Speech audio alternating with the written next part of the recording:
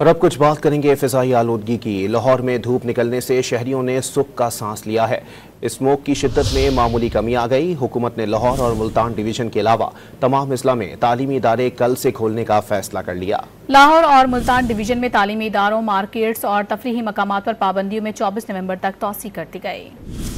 Smog کے باعث کئی شہروں میں معمولاتی زندگی متاثر ہے۔ پیر کی شام ملتان ایئر کوالٹی انڈیکس میں 233 پوائنٹس کے ساتھ سر فہرست رہا۔ کراچی 166 پوائنٹس کے ساتھ دوسرے نمبر پر، لاہور 165 پوائنٹس کے ساتھ تیسرے نمبر پر، پشاور 117 پوائنٹس کے ساتھ چوتھے نمبر پر تھا۔ پنجاب حکومت نے شہروں میں اسموگ کی صورتحال بہتر ہونے پر لاہور اور ملتان ڈویژنز کے علاوہ تمام اضلاع میں تعلیمی ادارے کل سے کھولنے کا فیصلہ کر لیا۔ سینئر صوبائی وزیر مریم اورنگزیب نے بتایا کہ مشرقی ہواؤں کے رخ اور رفتار میں تبدیلی سے پنجاب میں اسموگ کی صورتحال بہتر ہو گئی۔ پنجاب میں اسکول صبح 9 بجے سے پہلے نہیں کھلیں گے۔ تمام طلبہ، اساتذہ اور عملہ لازمی ماسک پہنیں گے۔ آؤٹ ڈور اسپورٹس اور دیگر غیر نصابی سرگرمیوں پر پابندی رہے گی۔ گزشتہ 24 گھنٹوں میں لاہور سمیت صوبے بھر میں اسموگ کریک ڈاؤن کے دوران 108 مقدمات درج کر کے 139 افراد گرفتار کر لیے گئے۔ 593 افراد پر 10 لاکھ روپے سے زائد جرمانے عائد کیے گئے، جبکہ 141 افراد کو وارننگ جاری کی گئی۔ فصلوں کی باقیات جلانے کی 5 زیادہ دھواں چھوڑنے والی گاڑیوں کی 505 خلاف ورزیاں ہوئیں۔ حکومت پنجاب کے نوٹیفیکیشن کے مطابق کھیل، نمائش اور فیسٹیول کے انعقاد پر بھی 24 نومبر تک پابندی عائد رہے گی۔ ملتان اور لاہور میں تعمیراتی سرگرمیاں، فنس آئل اور اینٹوں کے بھٹوں پر 24 نومبر تک پابندی ہے۔ لاہور، ملتان، فیصل آباد اور گوجرانوالہ میں نجی و سرکاری دفاتر میں 50% عملہ کم کرنے کی پابندی میں 31 جنوری تک توسیع کر دی گئی۔